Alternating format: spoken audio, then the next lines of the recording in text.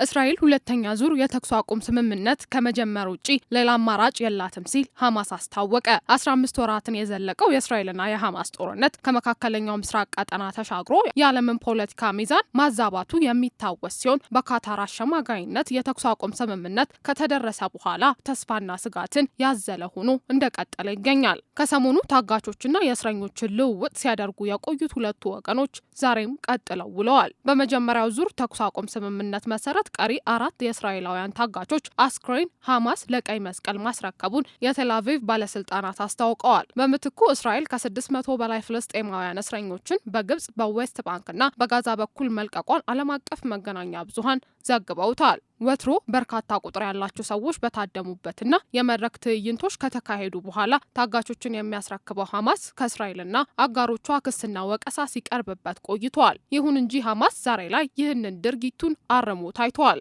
ከዚህ ቀደም ታጋቾችን የሚለቅበት መንገድ ክብርን የጠበቀ አይደለም፣ ለወታደራዊ ጡንቻ ማሳያ ዓላማም እየተጠቀመበት ነው በማለት እስራኤል የፍልስጤም እስረኞችን የመልቀቂያ ቀን አራዝማ እንደነበርም የሚታወስ ነው። ይህ የእስራኤል ድርጊት ረገብ ብሎ የቆየውን የሁለቱ ወገኖች ውጥረት መልሶ ያገረሸዋል ተብሎ ስጋት ተጥሎም ነበር። ሁለቱ ወገኖች እንደገና መስማማታቸው ዳግም ተስፋውን መልሶ አስቀጥሎታል። በግብጽ አደራዳሪነት በተደረሰው ስምምነት ከዛሬ ማለዳ አንስቶ እስራኤል የፍልስጤም እስረኞችን መልቀቅ ጀምራለች። በሌላ በኩል እስራኤል ከሐማስ የተረከበቻቸውን 4 አስክሬኖች የዝረመል ምርመራ በቴል አቪቭ እያካሄደች እንደምትገኝ ታውቋል። ፍልስጤማውያን እስረኞች ሲለቀቁና ከቤተሰቦቻቸው ጋር ሲገናኙ ያለውን ሁነት የሚያስመለክቱ ተንቀሳቃሽ ምስሎች እንዲሁ በማህበራዊ ሚዲያ ሲዘዋወሩ ውለዋል። የተለቀቁ ፍልስጤማውያን በእስራኤል እስር ቤቶች የረሃብ የስቃይና የመከራ ጊዜ ማሳለፋቸውን የፊት ገጾቻቸው ያሳብቃሉ ሲል አልጀዚራ ዘግቧል። ይህ የመጀመሪያ ዙር የልውውጥ ሂደት የፊታችን ቅዳሜ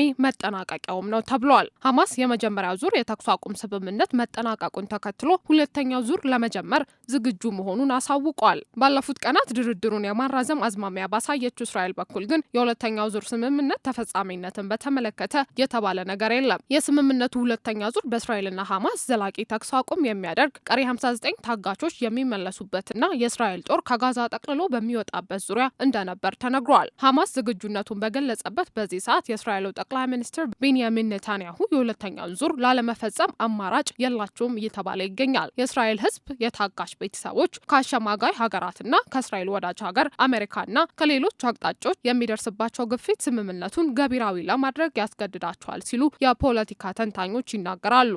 በእስራኤልና ሐማስ መካከል ያለው ታሪካዊ ጠላትነት እንዲሁም ሐማስ በፈረንጆቹ ጥቅምት 7 2023 ካደረሰው ድንገተኛ ጥቃት ወዲህ ኔታንያሁ ሐማስን እስከ ወዲያኛው ለማጥፋት ያላቸው ብርቱ ፍላጎት በሁለተኛው ዙር የተኩስ አቁም ስምምነት የሚወስኑትን ውሳኔ ለመገመት አዳጋች ያደርገዋል። በሌላ በኩል የእስራኤል ጦር ከጋዛ ዋና ዋና መተላለፊያዎች እንደማይወጣ የእስራኤል ባለስልጣናት መናገራቸውን የሚያሳይ መረጃ ዛሬ ረፋድ ላይ ወጥቷል። ጋዛንና ግብጽን በሚያዋስነው ፊላደልፊ ተብሎ በሚጠራው ኮሪደር የእስራኤል ኃይል ህገወጥ የመሳሪያ ዝውውርን ለመከላከል በሚል እንደሚቆይ ነው የተናገሩት ባለስልጣናቱ። የስምምነቱ የመጀመሪያ ዙር የመጨረሻ ቀን በሚሆንበት የፊታችን ቅዳሜ አንስቶ ባሉት 8 ቀናት የእስራኤል ጦር ኃይል ከፊላደልፊ መተላለፊያ ለቆ መውጣት ነበረበትም ተብሏል። ከእስራኤል ባለስልጣናት የተገኘ የተባለውን ይህንን መረጃ ተከትሎ እስካሁን ከሐማስም ሆነ ከግብጽ የተባለ ነገር አለመኖሩ እንዲሁ ተዘግቧል።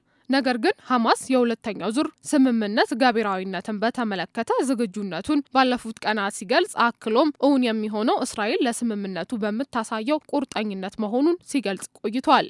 ባለፉት ጊዜያት በፍልስጤሙ ሐማስና በእስራኤል መካከል በዘለቀው ፍትጊያ ንጹሃን እንዲማቅቁ ከማድረጉ ውጪ ለሁለቱም ወገኖች የተረፋቸው አንዳች ነገር የለም ሲሉ የሁለቱም ወገኖች ጉዳይን የሚከታተሉ ምሁራን ይናገራሉ። በመጪው ቀናት የአሜሪካ ፕሬዝዳንት ዶናልድ ትራምፕ የመካከለኛው ምስራቅ ልዩ መልእክተኛ ስቲቭ ዊትኮፍ በዚህ ጉዳይ ላይ ለመምከር ወደ ቀጠናው ይጓዛሉም ተብሎ ይጠበቃል።